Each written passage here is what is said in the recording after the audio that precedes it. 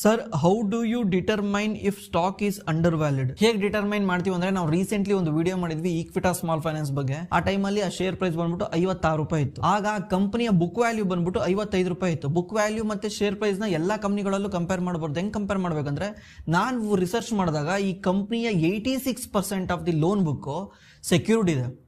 Secured ಅಂದ್ರೆ ಅದರಲ್ಲಿ ಏನಾದರೂ ಅಂಡರ್ಲೈಂಗ್ ಅಸೆಟ್ ಇದೆ. ಕಾರ್ ಲೋನ್ ಇರ್ಬೋದು. ಕಾರ್ ಲೋನ್ ಸೆಕ್ಯೂರ್ಡ್ ಲೋನ್, ಯಾಕಂದ್ರೆ ಅಂಡರ್ಲೈಂಗ್ ಅಸೆಟ್ ಏನಿರುತ್ತೆ, ಕಾರ್ ಇರುತ್ತೆ. ದುಡ್ಡು ಕೊಡ್ಲಿದ್ರೆ ಕಾರ್ ಎತ್ಕೊಂಡ್ ಬರ್ಬೋದು. ಅದೇ ರೀತಿ ಹೋಮ್ ಲೋನ್ ಇರ್ಬೋದು, ಆಮೇಲೆ ಲ್ಯಾಪ್ ಅಂತ ಕರೀತಾರೆ, ಲೋನ್ ಅಗೇನೆಸ್ಟ್ ಪ್ರಾಪರ್ಟಿ. ಈ ತರ ಎಲ್ಲಾನು ಸೇರಿಸಿ 86% asset secured. But share price ತುಂಬಾ ಕೆಳಗಿತ್ತು. ಯಾಕಂದ್ರೆ ಇನ್ವೆಸ್ಟರ್ಸ್ ಥಿಂಕ್ ಮಾಡ್ತಿದ್ರು ಇದು ಒಂದು ಮೈಕ್ರೋ ಫೈನಾನ್ಸ್ ಕಂಪನಿ ಅಂತ. ಯಾಕಂದ್ರೆ ರೀಸೆಂಟ್ಲಿ ಮೈಕ್ರೋ ಫೈನಾನ್ಸ್ ಅಲ್ಲಿ ಬಹಳ ಇಶ್ಯೂ ಇರೋದ್ರಿಂದ ಇದೊಂದು ಮೈಕ್ರೋ ಫೈನಾನ್ಸ್ ಕಂಪನಿ ಅಂತ ಅನ್ಕೊಂಡಿದ್ದಾರೆ. ಮೈಕ್ರೋ ಫೈನಾನ್ಸ್ ಅವ್ರಿಗೆ ಬರೀ 12% ರೆವಿನ್ಯೂ ಮಾತ್ರ ಬರ್ತಾ ಇದೆ. ಖುದ್ದು ಮ್ಯಾನೇಜ್ಮೆಂಟ್ ಹೇಳ್ತಾ ಇದೆ, ನಾವು ಈ ರೆವಿನ್ಯೂನ 10%ಗಿನ ಬಿಲೋ ಮಾಡ್ತೀವಿ ಅಂತ.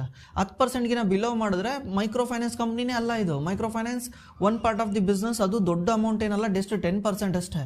ಹಂಗ್ ಲೆಕ್ಕ ನೋಡ್ಕೊಂಡ್ರೆ ಈ ಕಂಪನಿ ಮಿನಿಮಮ್ ಅಂದ್ರೂ ಪ್ರೈಸ್ ಟು ಬುಕ್ 2 times ಅಲ್ಲಿ ಟ್ರೇಡ್ ಆಗಬೇಕು. ಯಾವ ರೀತಿ ಇದೇ ತರ ಬಿಸ್ನೆಸ್ ಮಾಡಲ್ ಇರೋ AU small finance bank price to book trade ಆಗುತ್ತೆ 3 to 4 times ಅಲ್ಲಿ ಆರಾಮ್ಸೆ ಟ್ರೇಡ್ ಆಗುತ್ತೆ.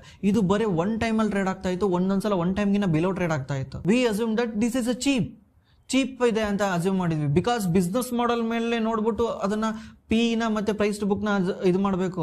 ಸುಮ್ನೆ ಪ್ರೈಸ್ ಟು ಬುಕ್ ಕಮ್ಮಿ ಇದೆ ಅಂದ ತಕ್ಷಣ ಚೀಪ್ ಅಲ್ಲ. ಬಿಸ್ನೆಸ್ ಮಾಡೆಲ್ ನೋಡ್ಬೇಕು, ಯಾಕೆ investors they are not paying premium ಅಂತ. ಇವಾಗ ನೋಡಿ, ಕೇವಲ 15 ದಿವಸದಲ್ಲೇನೆ ಸ್ಟಾಕ್ ಪ್ರೈಸ್ 71, 72 ಇದೆ. ಯಾವ ರೀತಿ ಮೂವ್ಮೆಂಟ್ ಕಾಣ್ತು. ಈಗ ಸ್ವಲ್ಪ ಇನ್ವೆಸ್ಟರ್ಸ್ ಅನಲೈಸ್ ಮಾಡಕ್ ಸ್ಟಾರ್ಟ್ ಮಾಡಿದ್ದಾರೆ.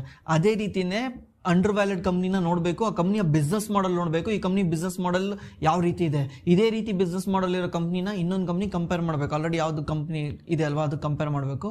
ಅವಾಗ ನಮಗೆ ಗೊತ್ತಾಗುತ್ತೆ ಈ ಕಂಪ್ನಿ ಅಂಡರ್ ವ್ಯಾಲಿಡ್ ಅಥವಾ ಓವರ್ ವ್ಯಾಲಿಡ್. ಓವರ್ ವ್ಯಾಲಿಡ್ ನ ಕಂಡಿಡಿಯೋದೇ ಬೇರೆ ತರ ಇದೆ. ಅದನ್ನ ಇನ್ನೊಂದ್ಸಲ ಯಾವಾಗಲಾದ್ರೂ ಎಕ್ಸ್ಪ್ಲೇನ್